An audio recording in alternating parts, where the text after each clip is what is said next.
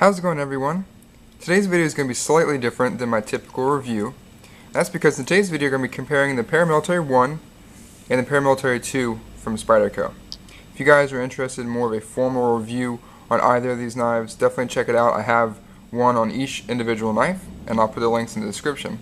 But in today's video I want to focus mainly on showing you the similarities and differences between these two knives. To start out with, I just want to give you guys some brief history on the Paramilitary series from Spyderco.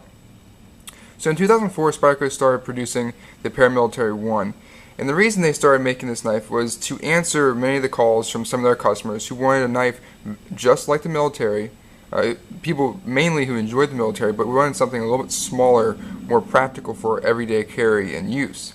And their answer was the Paramilitary. Alright, so from 2004 to 2010, this knife was in production, until 2010 when Spyderco came out with Paramilitary 2. Alright, so in this video I'm just going to compare some of the changes they made from the original Paramilitary and now today with Paramilitary 2. Before I begin going in more detail about both of these knives, I do want to start off by saying that both of these versions of the Paramilitary and the Paramilitary 2 are slightly different from Spyderco's production versions of these knives. Both of these are what you would call Spyderco sprint runs or just special versions of the knives. The Paramilitary 1 here has the foliage green G10 and the D2 blade steel, and the Paramilitary 2 has carbon fiber handles and S90V. Both the standard production runs from Spyderco come with a black G10 and an S30V blade. So other than those two handle scale differences and the blade steel differences, all the other specifications and dimensions are exactly the same.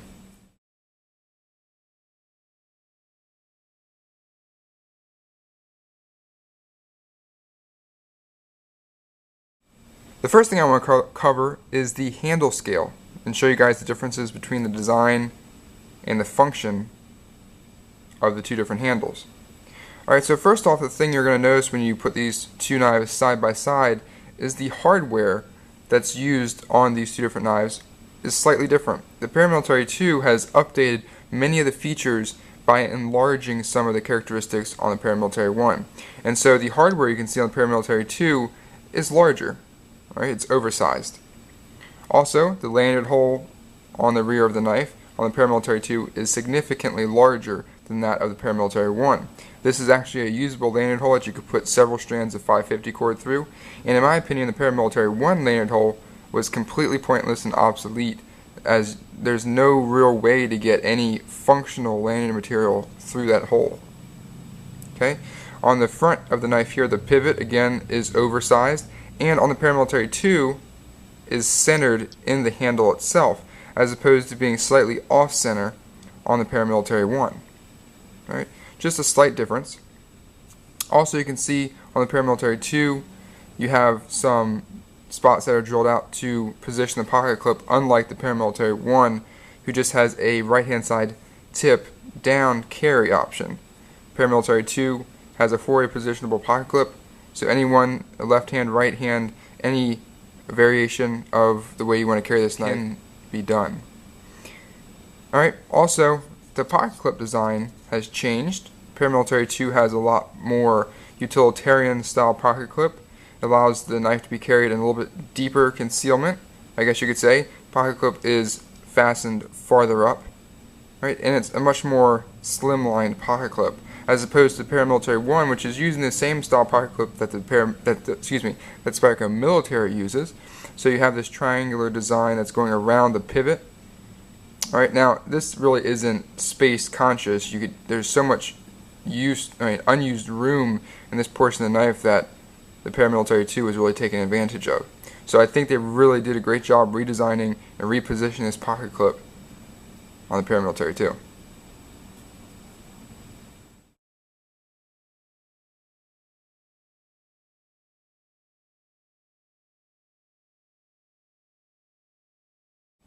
Alright, now take a look at the handle ergonomics and design changes between these two versions. The Paramilitary 2 has taken a large leap forward and really refined the ergonomics and the design of the handle. Right, now if we take a look at the Paramilitary 1, one of the biggest differences and biggest changes that you can see is this rearward portion of the handle. On the Paramilitary 1, you can see it's much wider, right? And you have this forward sloping angle, right? That's eliminated in the Paramilitary 2. And what this does when you're actually using the Paramilitary 1 is it pushes all your fingers forward, it kind of clumps them together and forces them over this center hump in the knife. Right? Unlike the Paramilitary 2, which takes that out, elongates the handle itself, kind of stretching out that center portion, okay, and then enlarges the forward groove that was pretty much non-existent on the original Paramilitary. Right? And by doing this, on the Paramilitary 1, when using it for extended uses, whittling away or even doing some light chopping, that back portion is forcing your hands to clump together. You don't have much room to wiggle back and forth in the main portion of the handle, and it's forcing your fingers over that large hump. So it's very uncomfortable. It kind of gets a hot spot in the center of that handle, making it uncomfortable for long time use.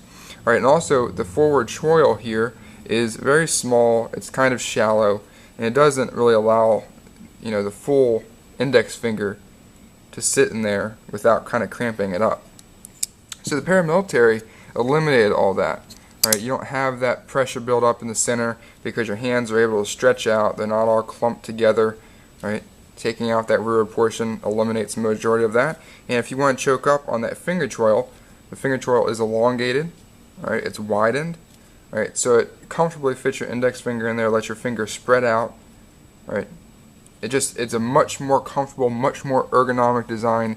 Spyderco really did a great job with refining that and listening to the customer's opinions and changing it for the better.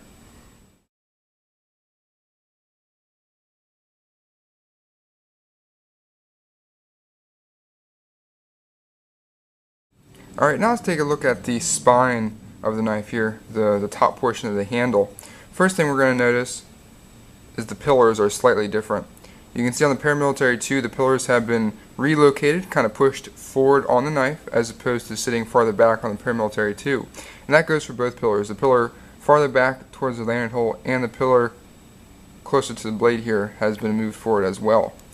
Again, if we take a look at the tab here on the compression lock, some changes have been made. The tab on the original Paramilitary has a slight amount of jimping on there, which wasn't terribly effective, but it's still there. And on the Paramilitary 2, they have smoothed that out and removed that jimping. Also, if we look forward here on the liners, the Paramilitary 2, on both sides the liners are exposed and it is jimped to give a little bit of grip there. On the Paramilitary 1, only one side of the liner is exposed and there is absolutely no jimping. Okay, if we flip the knife over here, show you the compression locks. The design of the compression lock has been changed slightly. On the Paramilitary 1, the compression lock continues straight back along the knife, as opposed to Paramilitary 2, it's slanting slightly downward.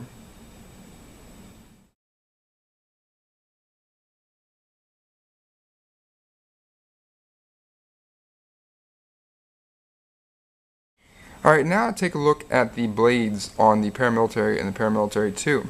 Before even opening the knife, one of the major differences is the exposed portion of the blade tang, the rearwardmost portion of the blade itself. On the Paramilitary 2, as you can see, a large portion of it is actually exposed and outside of the handle itself. Now when the knife is open, it sits inside the handle and is used actually as part of the thumb ramp itself. One downside to this particular feature of the knife is when it's actually in your pocket, since this only has a tip-up orientation, every single time it goes in your pocket, your hand actually rubs against it and actually can be very uncomfortable. It's a very acute point that it comes to, so it is quite something to rub your hand against. However, on the Paramilitary 2, Spyderco has definitely made that problem go away. They have recessed that blade tang into the handle, making it very smooth, very aesthetic looking as well, and you don't have that issue rubbing your hand against the blade spine. As we open the two knives, Paramilitary on the bottom and Paramilitary 2 on top, we line these guys up, you can see that the blade itself on the Paramilitary 2 is significantly longer, as well as wider. Okay, so the Paramilitary 2 has been slightly enlarged with the blade, both width and length. Still made in Golden, Colorado, USA Earth. Okay, Spyderco bug still stamped on the blade. Now, as I hold them in this position, you can take a look at the Spyderco opening hole. On Spyderco's website, they list both the Paramilitary 1 and the Paramilitary 2 as having a 14mm opening hole. Now, in my review of the Paramilitary 2, I mentioned that the Paramilitary 2 has a larger opening hole, and you can see with them side by side, just by eyeballing them, that the Paramilitary 1 does have a slightly smaller opening hole, even though Spyderco lists them as the same size. Alright, now when I put them overlapping and line them up, you can see that the Paramilitary 2 is larger. So there is a slight difference between the opening hole, and it can be shown many different ways. Okay, as we flip the knife over, take a look at the markings on the back here. You have Golden, Colorado, USA Earth on both knives.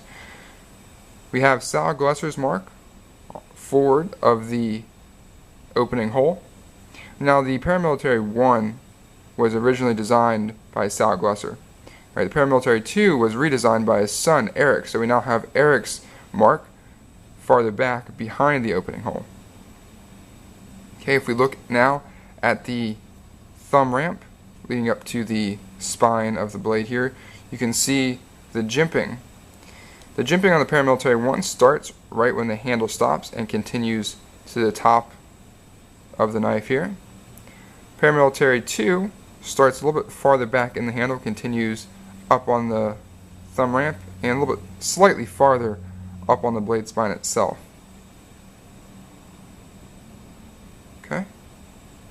So those are the major differences between the Paramilitary 2 and the Paramilitary 1.